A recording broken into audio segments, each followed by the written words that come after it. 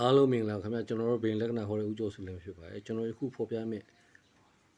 နီးလီကစုပ်လက်ရကိန်းသို့ဖို့ထီပေါက်ကိန်းဖြစ်ပါတယ်ဗျာနော်အဲ့တော့ဒီနီးလေးကိုတက်ရောက်ကိန်းနဲ့ရှင်တွဲဆုံးဖြတ်ရင်ပို့ပြီးတော့ခိုင်မာတွေ့ကြမှုဖြစ်စေပါတယ်ဗျာနော်ကျွန်တော်တို့တက်ရောက်ကိန်းတွေကိုမဖော်ပြတော့ဘူးအဲ့တော့စုပ်လက်ရကိန်းလေးကိုပဲကျွန်တော်ဖော်ပြလိုက်ပါမယ်နော်မိမိတို့မြန်မာမွေးသက်ဂရိရဲ့ရောက်ဆဲကောစာတက်ဂရိရဲ့အသက်ရဲ့ကိုသုံးခုလုံးပေါင်းမယ်ရလာကိုစနစ်နဲ့စားပါ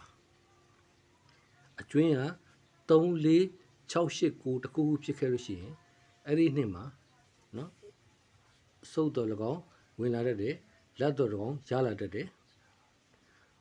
ဒါမှမဟုတ်ရင်ထီတော်၎င်းပေါက်လာတတ်ပါဗျာနော်ကျွန်တော်ရဲ့ဗီဒီယိုလေးဒီမှာပဲနေကုန်းချိုးရပါတယ်ခုနကတိုင်းကျွန်တော်မိတ်ဆွေများအလုံး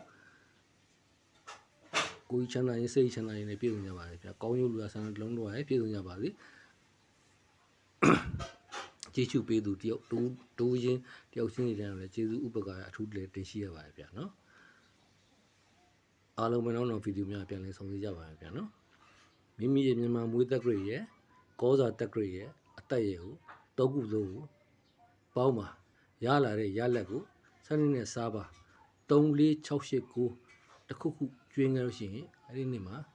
စုပ်တော်၎င်းဝင်လာတတ်တယ်သို့မဟုတ်လက်တော်၎င်းရလာတတ်တယ်သို့မဟုတ်ထီတော်၎င်းပေါက်လာတတ်ပါဗျာနော်